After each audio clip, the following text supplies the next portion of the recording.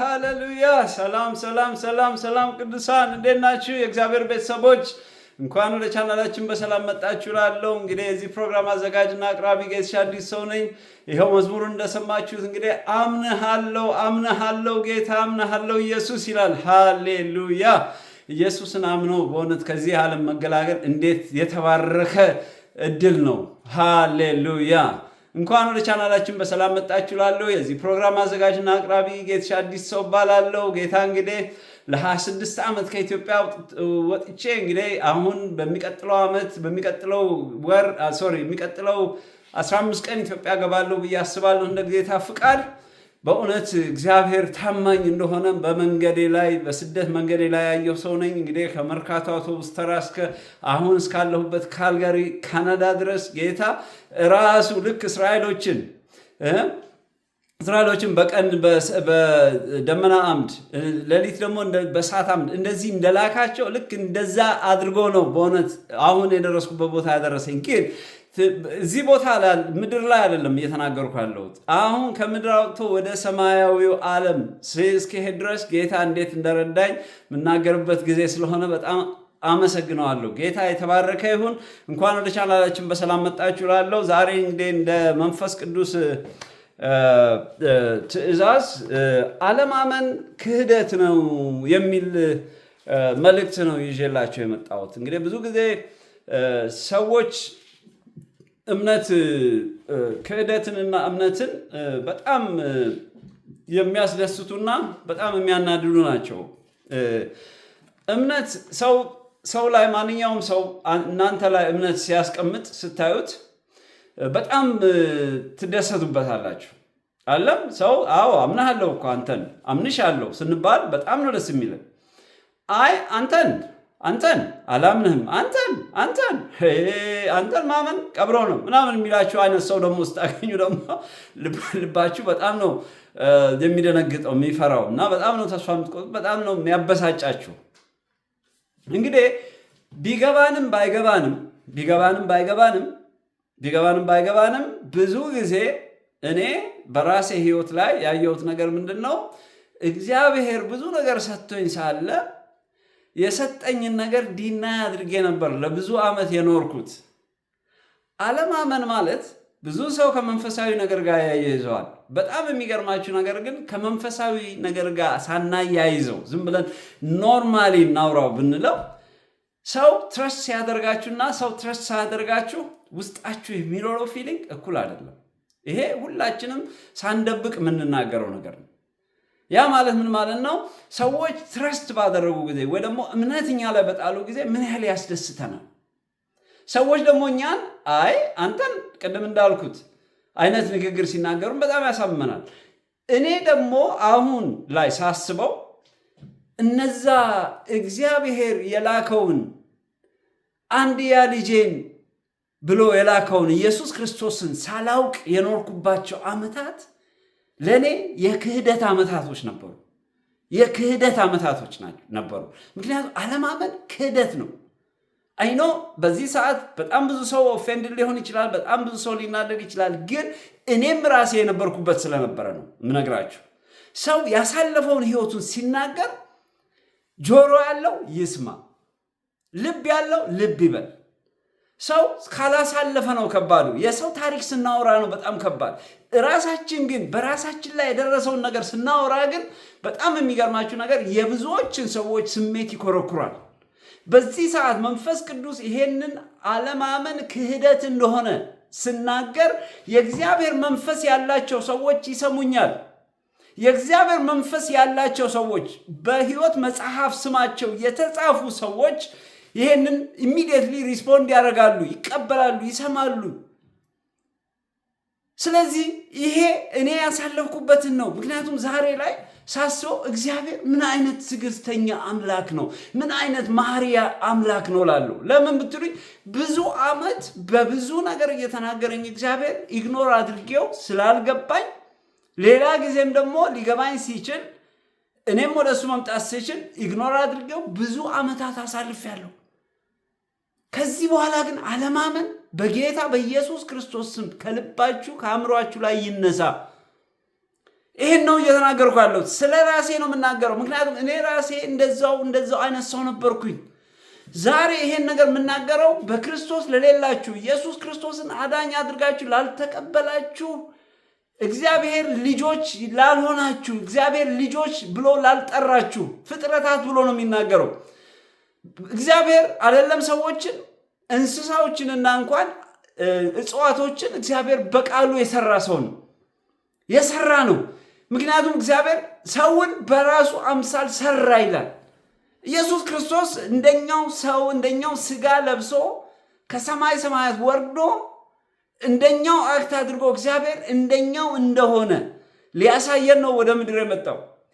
እዚህ መጽሐፍ ቅዱስ ላይ እዚህ ይሄ ትሬዠር this is the book of treasure ይሄ በጣም ትልቅ ሀብት ያለው የእግዚአብሔር ቃል ትልቅ ሀብት ያለው መጽሐፍ ነው።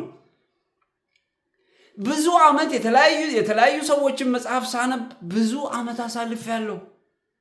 ከ1 ዲግሪም እስከ 2 ዲግሪ ድረስ አለኝ። እግዚአብሔር ብዙ ነገር እንዳይ እድሉን ሰጠኝ። ግን በዚህ ሁሉ ዓመታት ውስጥ ግን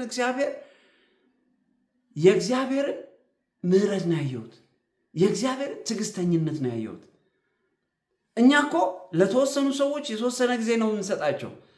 ከዛ በኋላ ይሄን ሰውዬ እቺን ሴትዮ አልያት ከዚህ በኋላ ብለን እንወስናለን። ምክንያቱም በነዛ ሰዎች ተስፋ ስለምንቆርጥ፣ በነዛ ሰዎች ስለምንደማ። እግዚአብሔር ግን በጣም መሐሪ መሆኑን የምታውቁት ብዙ ነገር እያጠፋን ብዙ ዓመት ይታገሰናል። ሰው ያለ ክርስቶስ 100 ዓመት ሊኖር ይችላል። አዳም እኮ ከእግዚአብሔር ጋር ተጣልቶ እኮ 800 ምናምን ዓመት ኖሮ ነው የሞተው። ቁጥር አይደለም። ሰው ከክርስቶስ ጋር 1 ደቂቃ ይበቃዋል። ብቻውን ያለ ክርስቶስ ሚሊዮን ዓመት ከሚኖር። ይሄ ደግሞ እኔ በራሴ ህይወት ላይ ስላየሁት ነው። ሰው ያለ ክርስቶስ የሚኖረው ኑሮ ከንቱ ባዶ ነው። ለተወሰነ ጊዜ ነው እንጂ የሚያደርገው። ከተወሰነ ጊዜ በኋላ ግን ሁሉ ነገር እጅ ነው የሚልበት። ስለዚህ እዛ ደረጃ ላይ ከመድረሳችን በፊት ኢየሱስ ክርስቶስን አዳኝ አድርገን እንድንቀበል ነው ወደዚህ የመጣው። ስለዚህ ምን ማለት ነው? አለማመን ክህደት ነው የሚለውን በእግዚአብሔር ቃል ነው ማሳያችሁ። እኔም በእግዚአብሔር ቃል ስለተማርኩ ነው።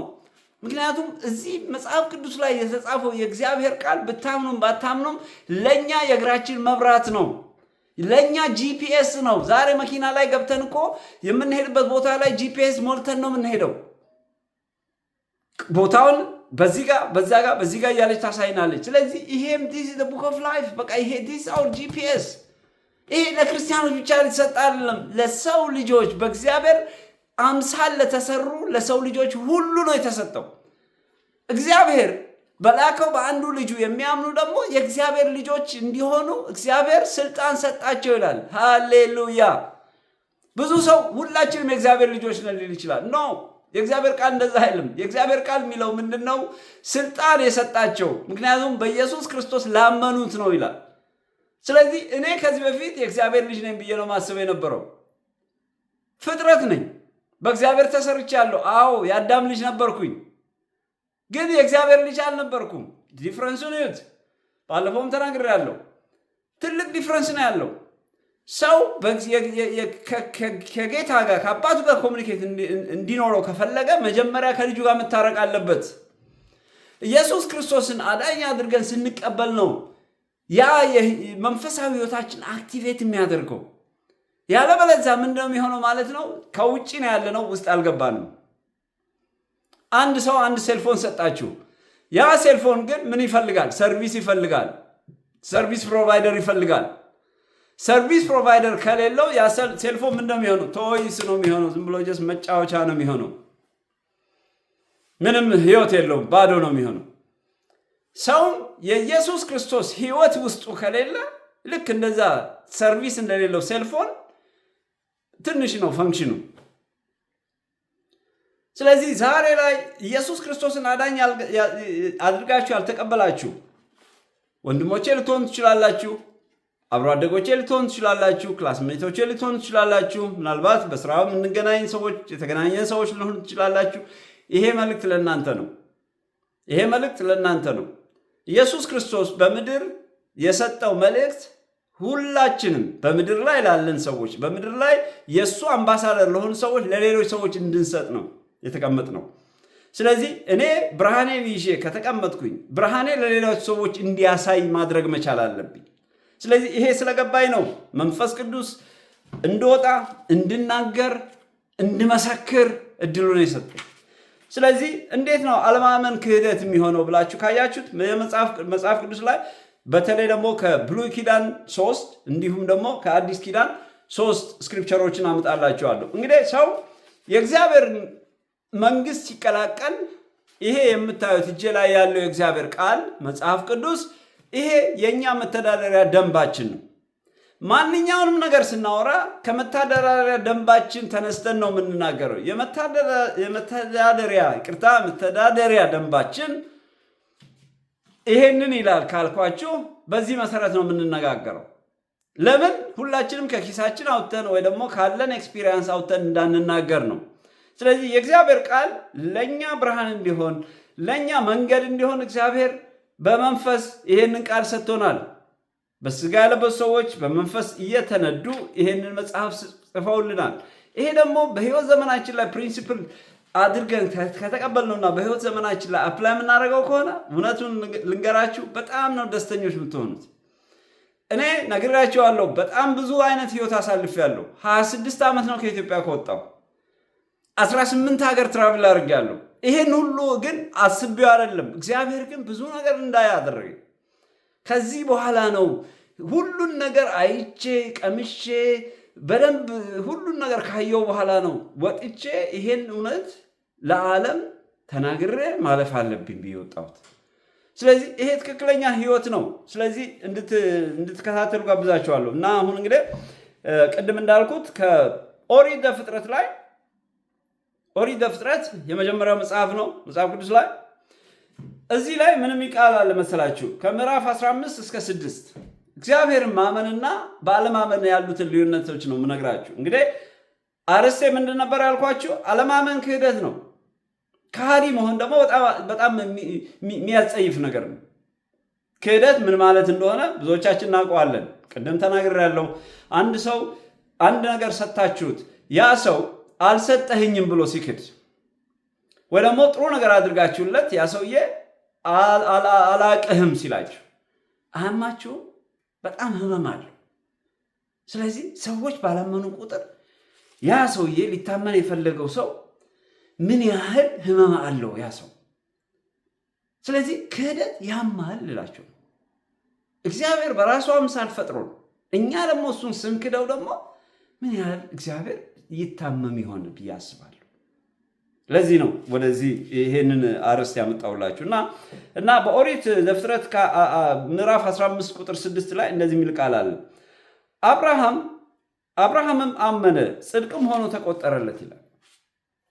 አብርሃም the father of faith የሚባል ነው። የእምነት አባት ከሚባሉት የመጀመሪያው ሰው አብርሃም ነው። አብርሃም እግዚአብሔር አደርግልሃል ያለውን እጁ ላይ የሌለውን ነገር አመነ ይላል። ስላመነ ምን ሆኖ ተቆጠረለት ይላል? ጽድቅ ሆኖ ተቆጠረለት ይላል። ጽድቅ የሚለው ነገር እኛ ጻድቅ ለመሆን ለምሳሌ ድሆች መንገድ ላይ ሲለምኑ እንሰጣለን። የምንሰጠው ለምንድን ነው? ሰዎቹ ያቺ 5 ሳንቲም ወይ 10 ሳንቲም ሰዎቹን ህይወታቸውን ትቀይራለች ማለት አይደለም። ስንሰጥ ግን ውስጣችን የመጀመሪያው ነገር የሚመጣልን ምንድን ነው? ሰዎችን በረዳን ቁጥር እግዚአብሔር ለኛ ጽድቅ እንደሚሰጠን አድርገን ነው አስዩ የምናደርገው። ጥሩ ነው እንደዛ ብሎ ማሰብ። እግዚአብሔር የሚደሰትበት ጽድቅ ደግሞ ምንድን ነው ያላችሁኝ እንደሆነ ትረስት ነው።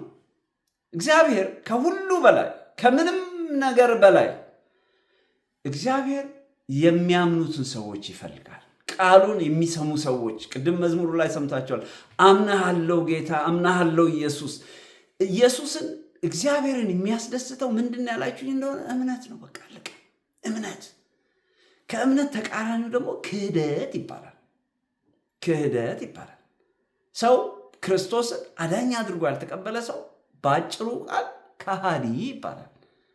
ቅድምም ተናግሬያለሁ። በራሴን የተናገርኩት እኔ ለብዙ ዓመት እግዚአብሔርን ክጄ የነበርኩ ሰው ነበርኩ። ክህደቴ የገባኝ አሁን የእግዚአብሔርን ቃል አምኜ ስገባ ነው። በክህደት ውስጥ እያለው እግዚአብሔርን መካዴ አላውቀውም ነበር። እግዚአብሔር ግን መንፈሳዊ አይኖቼን ሲገልጥ ልቤን ሲከፍት ዋው ምን አይነት ጨካኝ ሰው ነበርኩኝ። ምክንያቱም እያንዳንዱን ቀን እግዚአብሔር የሰጠኝን ነገር አፕሪሼት ሳላደርግ የኖርኩ ሰው ነኝ ማለት ነው። ስለዚህ ለአብርሃም ምን ሆኖ ተቆጠረለት ይላል? እምነት እግዚአብሔርን የሚያስደስት ነገር ነው።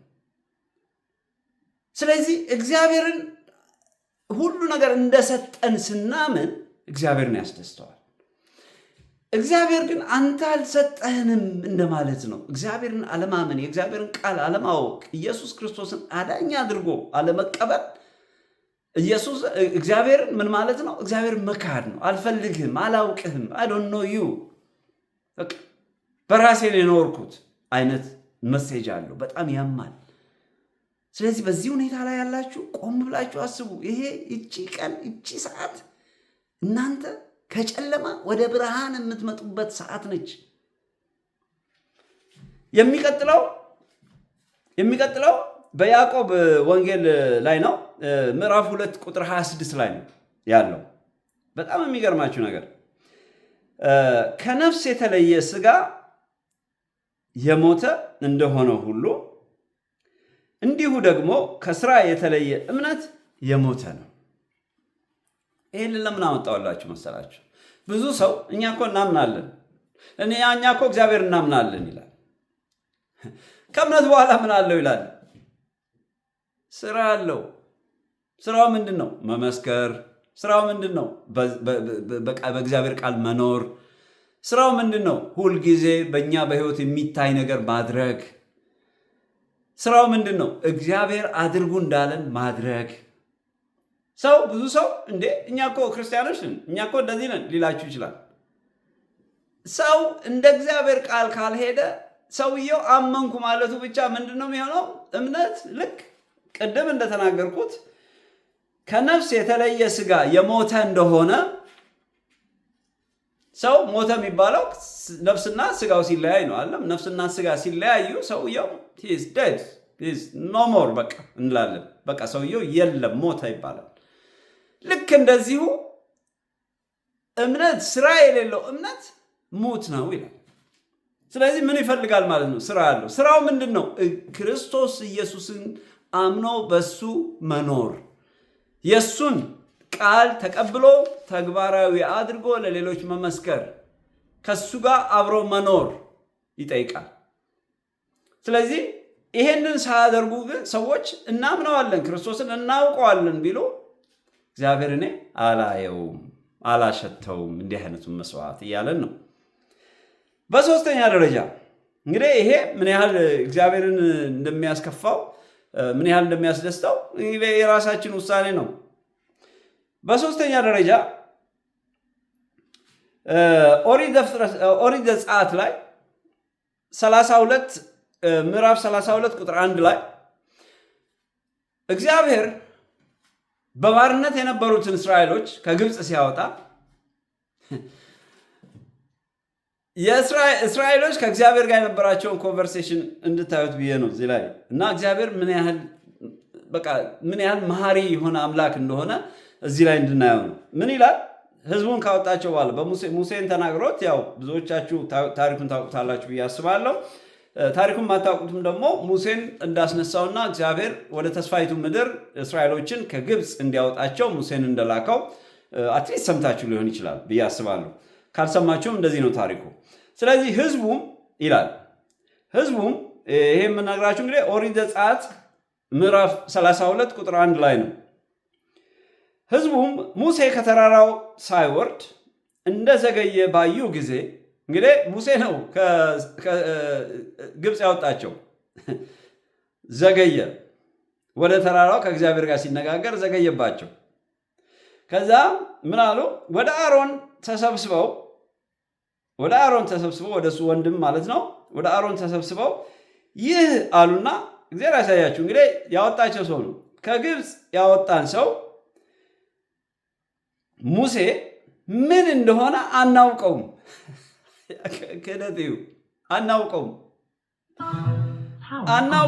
ተነስተ በፊታችን የሚሄዱ አማልክትን ስራልን አሉት። አይ ጋድ አያሳዝንም? አንድ ልጅ ከማህፀን ጀምሮ እግዚአብሔር ተከር ያደርገውና ወደ እናቱ ማህፀን ገብቶ ከእናቱ ማህፀን ከወጣ በኋላ እኛ በተለይ ደግሞ ልጆች የምናሳድግ ወላጅ የሆንን ተቀብለን እስከ 18 ዓመት ወይ ደግሞ ራሱን እስኪችል ድረስ እናሳድገዋለን ልበላችሁ። እስከዛ ድረስ ያለው ጊዜ በጣም ረዥም ሰዓት ነው። በጣም ከባድ ነው። በጣም ያማል። አሁን እናንተ ጋር ፕሮግራም ለመግባት ወደዚህ ስመጣ ልጃችን ተኝቷል። በትክክለኛው ሰዓት ተነስቶ መሄድ ነበረበት። በጣም አበሳጨኝ። ምክንያቱም አንድ ሰው ዲዩቲውን አውቆ ሲነሳ፣ ግን በዚህ ውስጥ ታዲያ ልጆች ብዙ ነገር ያደርጋሉ። ይህን ሁሉ ታግላችሁ ብዙ ነገር አሳልፋችሁ ልጆቹን መጨረሻ ላይ ልጆቹ አንተ እኮ አባቴ አይደለህም ሲላችሁ ምን ይሰማችሁ ይሆን? አንቺ እኮ እናቴ አይደለሽም፣ አንተ እኮ አላሳደግከኝም፣ እናንተ እኮ አላሳደጋችሁኝም፣ እናንተ እኮ አልረዳችሁኝም። እውነት ነው፣ የሚያሳድገው እግዚአብሔር ነው። ግን እኛ እዚህ ሆነን እግዚአብሔር አድርጎ ያለን ነገር ምንም እንዳላደረግን ከኛ ጋር ምንም የስጋና ደም ግንኙነት እንደሌለው አንድ ሰው ሲነግራችሁ ያሳደጋችኋት ልጅ እንደዚህ ስትላችሁ ምን አይነት ስሜት ይሰማችሁ ይሆን? ይህን ስሜቱን ለእናንተ ተወዋለሁ። በተለይ ወላጅ ለሆነ በጣም ያማል። በጣም ነው የሚያምነው። እግዚአብሔር በጣም የሚወደውን ልጁ ወደ ምድር ላከ። እሱንም አይተው ያምኑታል፣ እሱንም ይሰሙታል ብሎ በጣም ተማምኖ። ለምንድን ነው በእኛ ላይ ተማመነው? ምክንያቱም እኛ የእጁ ስራዎች ስለሆነ። ኢየሱስ ሲመጣ ግን እኛ አይደለም ማመን፣ ጭራሽ ከክፋት ክፋት ሰቀል ነው። ምን አይነት ክፋት ቢኖር ነው ውስጣችን? የህይወት ጌታ የሆነውን ጴጥሮስ እኮ 3 ጊዜ ከካደ በኋላ ንስሐ ገብቶ እንደገና ወደ ትክክለኛው የእግዚአብሔር መንፈስ ሲመለስ እኮ እናንተ የሰቀላችሁት ነው እኮ ያለው። ይሄ ሲገባችሁ በጣም የሚገርም ነው። ምን አይነት ክህደት ነው በእግዚአብሔር ላይ እያደረግን ያለ ነው የምትሉት። የእግዚአብሔርን ቃል ማንበብ ስትጀምሩ፣ ማወቅ ስትጀምሩ፣ መንፈሳዊ አይናችሁ ሲገለጥ ዋው! ይሄ ትልቅ ትሪዝን ነው። ይሄ አገርን መክዳት ማለት ነው። እዚህ ሰው ትልቅ ቦታ ላይ ተቀምጦ አገሩን ሲሸጥ ማለት ነው። ቁጭ ብሎ ለሌሎች ሰዎች፣ አገሩን ለሚወሩት ሰዎች ወይ ደግሞ ያን ምድር ለሚወሩት ሰዎች የነሱ መሳሪያ ሲሆን፣ እዛ ሰውዬ ላይ ምንድነው? ይሄ ሰውዬ ትሪዝን አድርጓል ነው የሚባለው። በቃ the highest crime ነው። በቃ የመጨረሻ በጣም ትልቅ ክህደት ማለት የመጨረሻ ትልቅ ወንጀል። ይሄን ነው ያደረግነው። ኢየሱስ ክርስቶስን አለመቀበል ማለት ክህደት ነው። አላውቅህም ማለት ነው። እግዚአብሔር አንተን አላውቅህም። ኢማጂን ለዘላለም የሚበቃንን ታንክ እኮ ውስጣችን ተክሎ በእያንዳንዱ ደቂቃ በእያንዳንዱ ሰከንድ እኮ እሱን እየተነፈስ የምንኖር ሰዎች ነን እኮ። ይህ ትንፋሽ፣ አሁን የምናገርበት ትንፋሽ፣ አሁን የምንነጋገርበት ትንፋሽ እኮ ጸጥ ቢል እኮ ሁላችንም ጸጥ ብለናል እኮ። ይህን ማወቅ የሚፈልግ ሰው ደግሞ ታንክ የትንፋሽ የብሪዚንግ እንትን ይዘው የሚዞሩትን ሰዎች ይዋቸው። በሽታ ህመም ያለባቸውን ሰዎች ምን ያህል ስትራግል እንደሚያደርጉ ለመተንፈስ። ይህንን እኮ እስከ ዘላለም ድረስ ነው ትንፋሹን እኮ እፍ ያለብን። ይህንን እድል የትም ማናገኘውን እድል እኮ ነው እግዚአብሔር የሰጠን እና እኛ ደግሞ አናውቅህም። እስራኤሎች ሙሴ ከእንደዛ አይነት ባርነት አውጥቷቸው፣ የሚገርማችሁ ነገር አውቀዋል እኮ ቀይ ባህር ተከፍሎ አምልጠዋል። ፌሮ ሲያሳድዳቸው ምንም ነገር ሁሉን ነገር አምልጠው የሄዱ ሰዎች ሙሴ ምን እንደሆነ አናውቀውም አሉ። በቃ ስለዘገየባቸው ከእግዚአብሔር ጋር ሊነጋገር ተራራ ላይ ወጥቶ ከእግዚአብሔር ጋር ቆይቶ እስኪመጣ ድረስ ትዕግስት አጡ። አያችሁ ምን ያህል ከባድ እንደሆነ። ሲመራቸው የነበረውን እኮ ነው። እኛም ከልጅነታችን ጀምሮ ከልጅነታችን አባባ ማማ ከማለታችን ትልቅ ደረጃ እስክንደርስ ድረስ የተሸከመንን እስከ መጨረሻው ድረስ እስከ መቃብር ድረስ የተሸከምና አባት ዲናይ ማድረግ መካድ ማለት ነው። ምን ያህል ያመው ይሆን እግዚአብሔር። በጣም የሚገርመው ግን እኛ ክፉ ልብ እንዳለን ግን እግዚአብሔር ያውቃል። ክፉ ልብ እንዳለን ያውቃል። ይሄ ስለሆነ እንጂ እግዚአብሔር እንደ ሰው ቢሆን ኖሮ እስካሁን ራሱን ባጠፋ ኖሮ ነው የምለው። በጣም ከባድ ነው። ሰው ሲክዳችሁ፣ ስንት ነገር ያደረጋችሁለት ሰው ሲክድ በጣም ያማል እኮ። ብዙ ጊዜ ብዙም ያናድደን ነገር እኮ ስንት ነገር አድርጋችሁለት ያ ሰው ይቀየራል ብላችሁ፣ ያቺ ሴት ትቀየራለች ብላችሁ ያደረጋችሁትን ነገር ሰውየው ዝም ብሎ ከንቱ አድርጎ ሲያየው በጣም ያማል። ስለዚህ እግዚአብሔር አሁን ክርስቶስን አዳኝ አድርጋችሁ ያልተቀበላችሁ ሰዎች ልክ እንደዚህ ነው የሚያያችሁ። እኔንም እንደዚህ ነበር ሲያየኝ የነበረው። ስለዚህ ይሄ የመዳን ጊዜ ሆንላችሁ። እቺ ደቂቃ አትለፋችሁ። ከዚህ ፕሮግራም በኋላ እጸልይላችኋለሁ፣ እንጸልያለን። እንዴት ብላችሁ እንደምትጸልዩ አሳያችኋለሁ። ጸልዩ፣ ንስሐ ግቡ። አሁኑኑ ኢየሱስ ክርስቶስን በእምነት ተቀበሉት፣ ወደ ልባችሁ አስገቡት። ምክንያቱም ነገ የእናንተ ጊዜ አይደለም። ስለዚህ ያማል፣ ክህደት ያማል። ልክ እናንተ ላይ እንዲደረግ የማትፈልጉትን ለሌላ ሰው አታድርጉት ነው ያለው ክርስቶስ። ሰው ሲከዳችሁ እንደሚያማችሁ ይልቅ እናንተም ስታደርጉት እግዚአብሔርን ምን ያህል እንደማናሳምመው እዩት። ከዛ በኋላ እንደዚህ ብለው ተናገሩ ይላል። ኢማጂን እንግዲህ ሶስቱን ነገር ነገርኳችሁ። ማመን እግዚአብሔር እንዴት እንደሚያስደስት፣ ክህደት ደግሞ እግዚአብሔር እንዴት እንደሚያስከፋ። ከዛ በኋላ ደግሞ ወደ አዲስ ኪዳን ስንመጣ ኢየሱስ ክርስቶስ ወደ ምድር ከመጣ በኋላ በማቴዎስ ምዕራፍ 12 ቁጥር 30 ላይ እንደዚህ የሚል ቃል አለ። ከኔ ጋር ያልሆነ ይቃወመኛል አለ፣ ከኔ ጋርም የማያከማች ይበትናል አለ።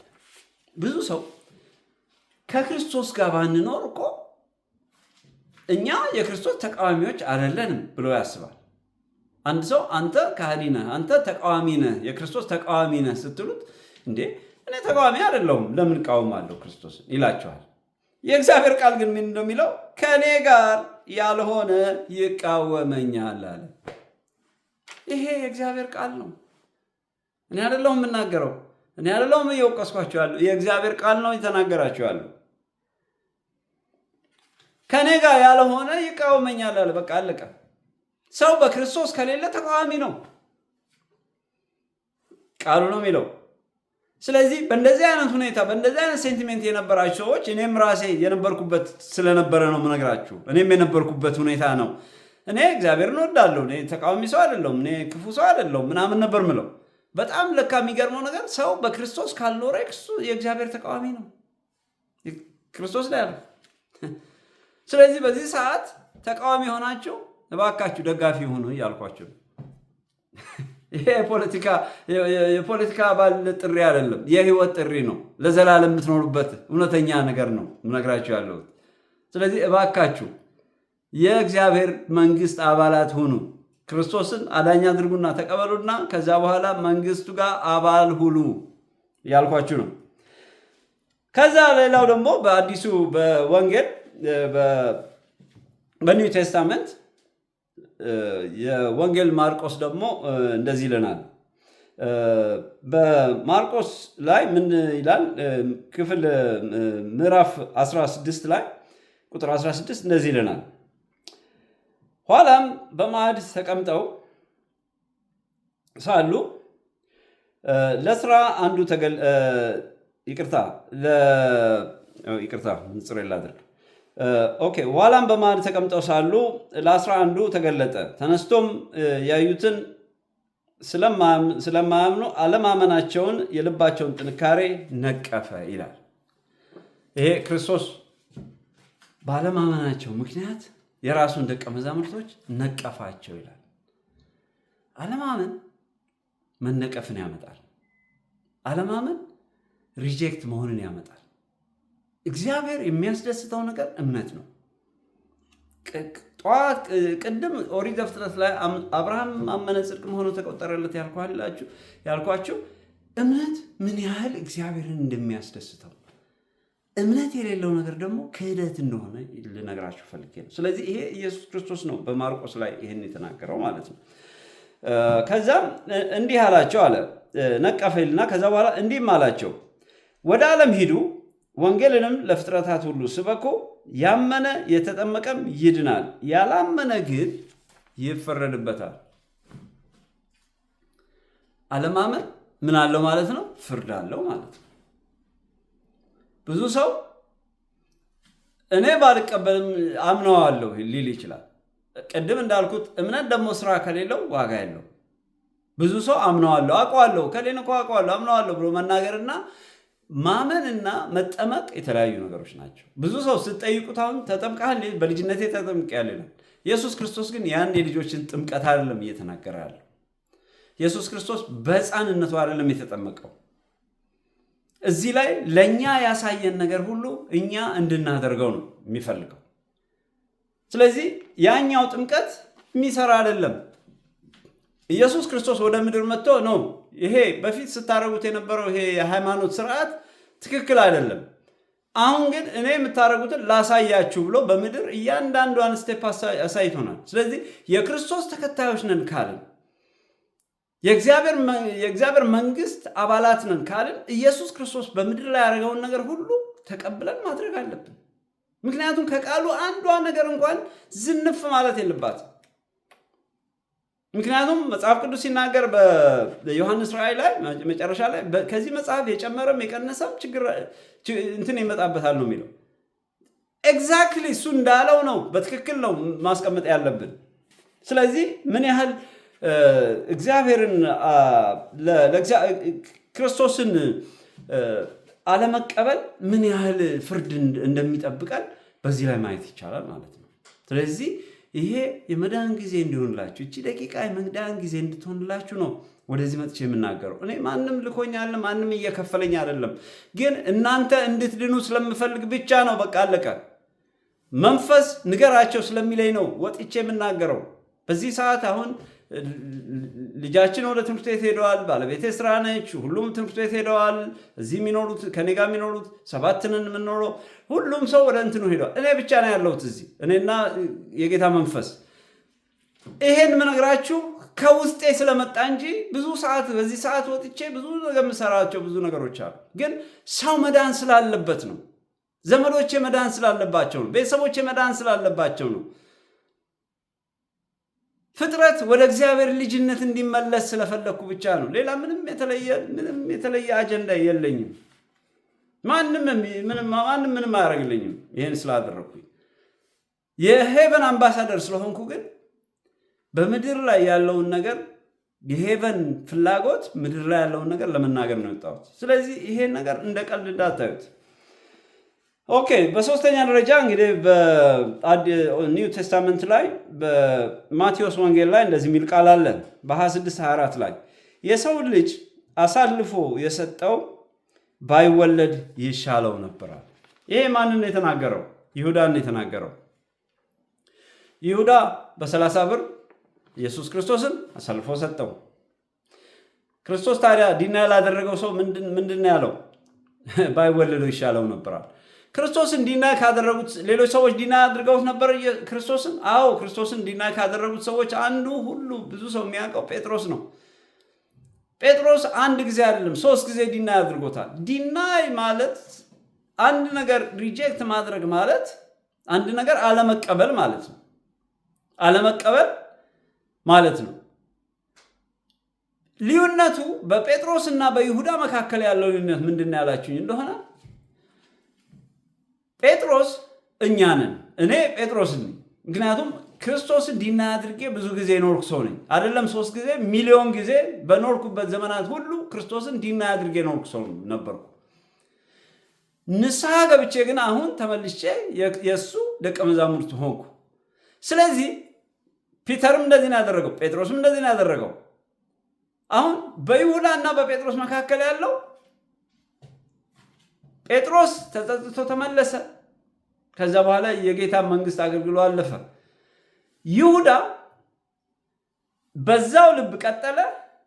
ያንን ክብር ሳያገኝ ለዘላለም የዘላለም እሳት ውስጥ ገባ። ምክንያቱም ባይወለድ ይሻለው ነበር። ይሄን የተናገረው ኢየሱስ ክርስቶስ ነው። ክህደት ምን ያህል ከባድ እንደሆነ እዩት። ክህደት ምን ያህል ከባድ እንደሆነ እዩት። ቀላል እንዳይመስላችሁ፣ በጣም ከባድ ነገር ነው። አለማመን ማለት መካድ ማለት ነው። በቀላል አማርኛ ከባድ በቃ ዲናይ ማድረግ ማለት ነው። ይሄ ደግሞ እግዚአብሔርን በጣም ከሚያስከፋው ነገር አንዱ እግዚአብሔርን መካድ ነው። ስለዚህ በዚህ ሰዓት በእንደዚህ ሁኔታ ውስጥ ያላችሁ እና እኔ አላወቅኩም ነበር ሪሊ በእውነት this much deep ገብቼ ነገሮችን አላየኋቸውም ነበር። እኔም እንደዛ ስለነበርኩ ግን አሁን አንተም ስትናገር ከዛም ከሌላም ቦታ ስሰማ ዋው ለካ ይሄ ነገር በጣም ሲሪየስ ነው፣ ስለዚህ አሁን ንስሐ መግባት አለብኝ ብላችሁ ለምታስቡ ከዚህ በኋላ እንጸልያለን፣ ጌታ ይረዳናል። የኛ የልብ መዘጋጀት ብቻ ነው። ከዛ በኋላ ግን ሌላው እግዚአብሔር ያደርገዋል። እኛ ግን አንድ ነገር አድሚት እናድርግ፣ ኖባዲ ኢዝ ፐርፌክት። እዚህ ምድር ላይ ማንም ፍጹም የለም። ፍጹም ኢየሱስ ክርስቶስ ብቻ ነው። ሰው እግዚአብሔርን አልፈልግም ካለ፣ ኢየሱስ ክርስቶስን አዳኝ አድርጌ አልቀበልም ካለ እኔ ምን እያለ ነው? እኔ ሂሮ ነኝ እያለ ነው። እኔ ሱፐርማን ነኝ፣ በቃ እኔ ለራሴ በቃ ፍጹም ነኝ ብሎ ተቀምጧል። እኔም ብዙ ዓመት ተቀምጫለሁ ስላልገባኝ። በተለይ ደግሞ ትምህርት ሲጨመርበትማ ተውት ቤቱን። ምክንያቱም በቃ ልክ ሁሉ ነገር በራሳችን ያደረግን ይመስለናል። ግን መተንፈስ አቅቶን ሆስፒታል ስንገባ ግን የዛን ጊዜ በማን እጅ ላይ እንዳለን እናውቀዋለን። ያ አንዳንድ ጊዜ ያ ጊዜ ቱ ሌት እግዚአብሔር አይም መጽሐፍ ቅዱስ ላይ ሲናገር በጉብዝና ጊዜ ደስ አይሉም በምትላቸው ጊዜያት ሳይመጡ ፈጣሪን አስብ ነው የሚለው። ያ ኢንቨስትመንት ነው። የሆነ ገንዘብ አስቀምጣችሁ የሆነ ችግር በሚመጣበት ጊዜ ያስቀምጣችሁትን ገንዘብ ነው ኢንቨስት የምታደርጉት። ያላስቀምጣችሁትን ነገር ከየት ታገኙታላችሁ? ላምጣም ብትሉ አታገኙም። እስቲ ከሌ ጋር ይኖር ይሆን? ከሌ ጋር ሩጫ ነው የሚሆነው። ምንም ነገር አይገኝም። ቱ ሌት። ኢየሱስ ክርስቶስ አዳኝ አድርጋችሁ በሕይወት ያልተቀበላችሁ ሰዎች አሁኑኑ ጸልዩ። ጌታ ይረዳችኋል። ወደ ዘላለም ሕይወት ግቡ። ይሄን አስጸያፊ የሆነ እግዚአብሔር የማይወደውን እግዚአብሔር የማይከብርበትን ሕይወት ለአንዴና ለመጨረሻ ጊዜ ጥላችሁ ውጡ። ሰይጣንን ካዱ፣ ዓለምን ካዱ። ይሄ ነው በቃ የእግዚአብሔር ቃል የሚነግረን ይሄ ነው። ብዙ ጊዜ ይህንን ቃል ተንተርሰነዋል። ብዙ ጊዜ ስመነው ዝም ብለን ውስጡን ሳናየው ከላይ ብቻ ተሳልመነው ብዙ ጊዜ ቆይተናል። ትልቅ የህይወት ዘር ያለው እዚህ ውስጥ ነው። ህይወታችን ያለዚህ አይለመልምም። ልጆቻችን ያለዚህ አይከብሩም። ዘር ማንዘራችን ያለ እግዚአብሔር ቃል ባዶ ነው፣ ከንቱ ነው። ሀገራችን፣ ምድራችን፣ ህዝባችን፣ ሁሉ ነገራችን ባዶ ነው። ለዚህ ነው እግዚአብሔር ቃል የሚያስፈልገው። እና እንግዲህ በጌታ ፍቅር በእውነት መዳን ስላለባችሁ ነው ትንሽ ጫን ብዬ የምነግራችሁ። እኔ ቸርች ውስጥ አለም ማገለግለው ለማንም የእግዚአብሔርን ቃል ለሚሰማ ማንም ሰው ነው ማገለግለው። ስለዚህ ያ ማለት እኔ ማንንም ከሌ እንዳይመጣ ከሌ ይመጣል አይመጣም ብዬ እንትን አላረግም። ሰውን እያየሁ አይደለም፣ ለራሴ በቃ እግዚአብሔር ውስጥ ያስቀመጠውን መንፈስ ነው ለእናንተ ቀጥታ እንደወረደ እየነገርኳቸው አለሁት። ስለዚህ ተቀበሉ። እንግዲህ ወደ ጸሎት እንገባለን ማለት ነው። ሃሌሉያ ሃሌሉያ ሃሌሉያ። ክብር ምስጋና ለዘላለም ላንተ ይሁን። ሃሌሉያ። የሰማይና የምድር ፈጣሪ እግዚአብሔር ሆይ እናመሰግንሃለን። ክብር ምስጋና ለዘላለም ላንተ ይሁን። እነሆ ጌታ ሆይ ለብዙ ዓመታት እነሆ አንተ እዚህ ደረጃ አድርሰኸኝ አንተን ግን ሳላውቅ ብዙ ዓመት ቆይቻለሁ። ጌታ ሆይ አሁን ግን ልጅህን ሪጀክት አድርጌ ብዙ ዓመት ስለቆየው ይቅር በለኝ። ዓለምን እክዳለሁ ጌታ ሆይ፣ ይህንን ክፉ ሕይወትን አልፈልገውም ጌታ ሆይ። ወደ መንግሥት መቀላቀል እፈልጋለሁ። ወደ ፍቅርህ ወደ አባቴ ቤት መመለስ እፈልጋለሁ ጌታ ሆይ ይቅር በለኝ። በእውነት እስከ ዛሬ ድረስ ሳላውቅ አውቄም እነሆ ችላ ብዬ ቆይቻለሁ ጌታ ሆይ። አሁን ግን በዚህ ሰዓት ግን ጌታ ሆይ ተቀበለኝ እባክህ። አቁስዬሃለሁ፣ አስቀይሜሃለሁ፣ አበሳጭቼሃለሁ ጌታ ሆይ። አንተ ግን የምህረት አምላክ ስለሆንክ በልጅህ በኢየሱስ ክርስቶስ ደም እጠበኝ። ደምህ ከኃጢአት ሁሉ ያንጻል ተብሎ ተጽፏልና ጌታ ሆይ እባክህ ከዚህ በኋላ ይህንን ቆሻሻ ዓለም ይህንን ከንቱ የሆነ ጠፊ ጊዜያዊ ዓለም ጌታ ሆይ ተከትዬ እንዳልሄድ እርዳኝ። ኃይል ያስፈልገኛል ጌታ ሆይ።